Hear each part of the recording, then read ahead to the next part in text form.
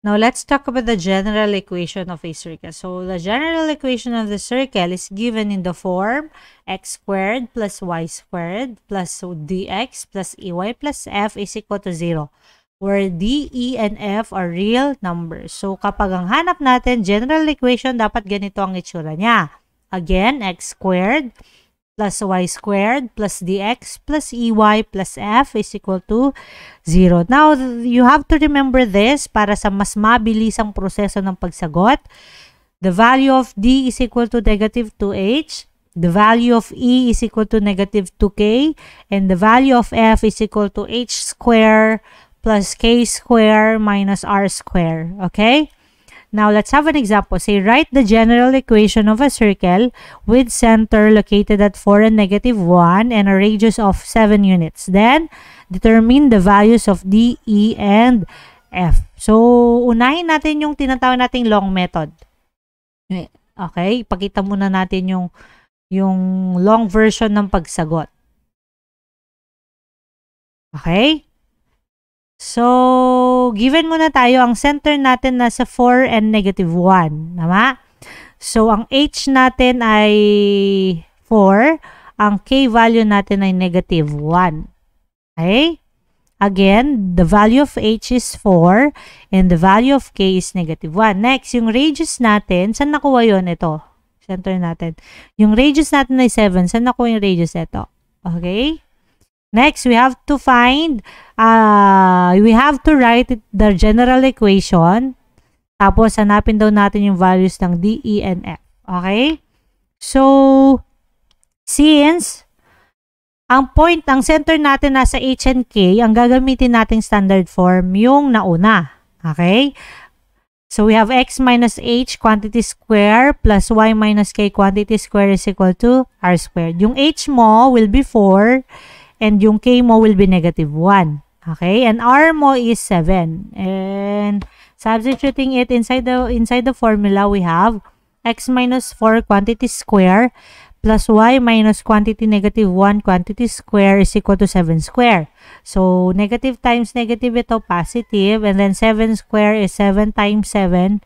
So, that is equal to 49. So, magiging x minus 4 quantity square plus y plus 1 quantity square is equal to 49. So, pagdating mo doon, yun na ba yung sagot? Hindi, kasi ito yung standard form. Tama? Ngayon, itong standard form na to, gagawin mo siyang general form. Okay? Ang general form natin ay x squared plus y squared plus dx plus ey plus f is equal to 0. So, anong gagawin mo susunod? Expand mo ito para ma-achieve mo yung general equation mo. Okay? So, expand mo muna yung x minus 4 quantity square. X minus 4 quantity square. So, unahin natin yon. Next, natandaan nyo pa yung special product. Kapag special product siya, anong gagawin? Square the first term. Ito ang first term mo. So, x times x, x squared.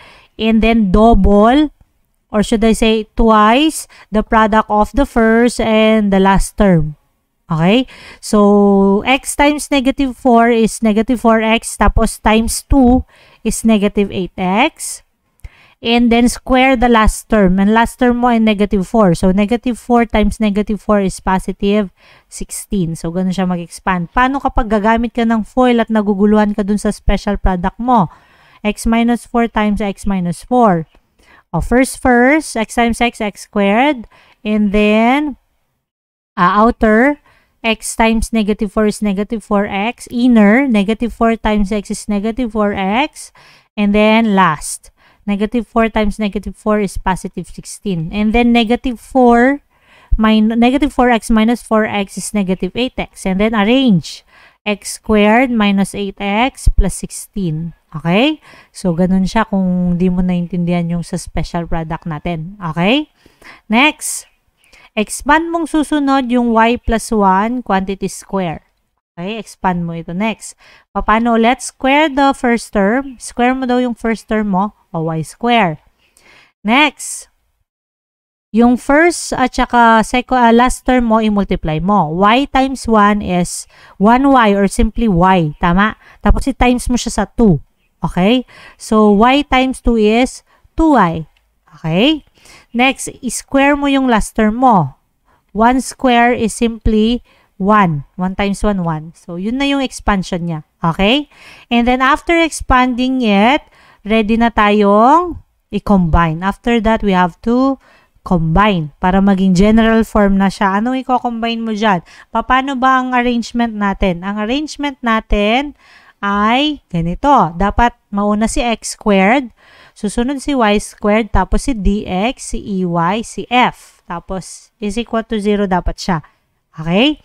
So, yung x squared natin, unahin natin, x squared plus y squared. Asan si dx dito? Ang dx mo kung nasaan yung x na nandito. Ano bang merong x dito? Itong negative 8x. Tama? So, minus 8x plus, ano yung i mo? Itong may ey. So, ito yon. May plus 2y and then plus f. Ang f mo, lahat ng last term mo. Okay? So, 16 plus 1. Tapos, positive 49. Pupunta sa kabila, negative 49 is equal to 0. Okay? Ulitin lang natin. So, magiging ganito siya.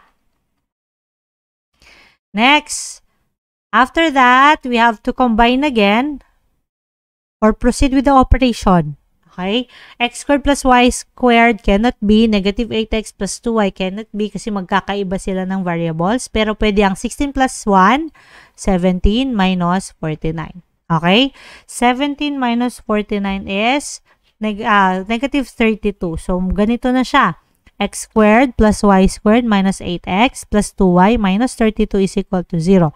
This is now the general equation of the given circle with center. Nasa ng center niya ulit? Ang center niya ay nasa, balikan ko lang, nakalimutan ko na. Ang center niya ay nasa 4 and negative 1 at ang kanyang radius ay 7 units. So, ulitin lang natin. Unang gagawin, lagay yung given. Pagkatapos, substitute the values. Dahil h and k ito, ang gagamitin mong standard form, yung merong center ng h and k. Okay? And then after substituting, you have to proceed with the formula. Negative and negative, magiging positive. So, magiging ganyan. And then, pagdating doon, you have to expand. So, expand mo yung x minus 4 quantity square, that is equal to x squared minus 8x plus 16. Expand mo yung y plus 1 quantity square, magiging y square plus 2y plus 1. And then, you have to combine. Ay, amburain lang natin ito. Okay? So, the general form will be x squared plus y squared plus dx plus ey plus f is equal to 0. Lahat ng values, papalitan mo lang. So, ito yung tinatawag nating dx. Ito yung ey. And then, ito yung mga f natin. Okay? So, x squared plus y squared minus 8x plus 2y plus 16 plus 1. And then, positive 49 going to the other side, negative 49. Magiging ganyan siya. And then, you have to combine 16 plus 1 minus 49. 16 plus 1, 17 minus 49, that is negative 32. So, the general equation now of the given circle is x squared plus y squared minus 8x plus 2y minus 32 is equal to 0. So, yun na yung general equation natin. Kapag ginamitan mo siya ng long method. Okay? Next, paano naman yung values ng d? Ang value ng d mo ay negative 8. Ang value ng y ay positive 2. At ang value ng f ay negative 32. Okay? Now, paano naman yung mas mabilisang paraan? Okay? So, shortcut tayo. Dito naman tayo sa shortcut.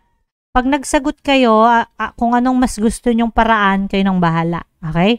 So, write the general equation of a circle with center located at 4 and negative 1 and a radius of 7 units. Then, determine the values of D, E, and F. Kung mapapansin nyo, parehong example lang tayo. Okay? This time, yung mas mabilis naman na paraan ng pagsagot. Okay? Ang given natin, ang H natin ay 4, ang K natin ay negative 1. Yun ang ating center of the circle. Okay? Again, H is 4, K is negative 1. Ang R natin ay 7 units. Okay? Next, natandaan nyo kanina, ang value ng D ay equivalent siya sa negative 2h. Ang value ng E, equivalent siya sa negative 2k. At ang value ng F is equal to h square plus k square minus r square. Okay? So, gamitin natin yung formula. D is equal to negative 2h. Substitute the value of h. Ang h natin ay 4. So, substituting it, we have negative 2 times 4. Negative 2 times 4 is 8. So, meron na tayong value ng D, which is negative 8. Next, dun ka naman dun sa letter E. Yung E value naman natin is equal to negative 2K. And K is negative 1. Okay? So, negative 2 times negative 1. Negative times negative, positive. 2 times 1 is 2. So, ang E value natin ay positive 2. Okay? Next, ang F naman natin, equivalent siya sa h square plus k square minus r square. Ang h na nakuha mo, should I say, ang h sa given ay 4. Ang k ay negative 1. Ang r ay 7. Okay?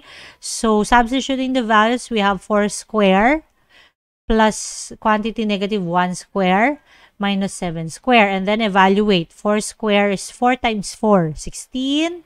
And then negative 1 times negative 1, positive 1. And then 7 times 7 is 49. Okay? So, evaluate mo lang yon. Magiging 16 plus 1 minus 49. 16 plus 1, 17 minus 49 is negative 32. Meron ka ng value ng D, E, at saka F. Okay? Next, gamit yung D, E, at saka F, insert mo na siya sa iyong general equation. So, anong gagawin mo? Palitan mo lang yung D, substitute mo yung D ng negative 8, tapos ang E ng positive 2, at ang F ng negative 32. Okay? So, magiging x squared plus y squared minus 8x plus 2y minus 32 is equal to 0. So, saan nanggaling negative 8? Yung value ng D na nakuha natin kanina.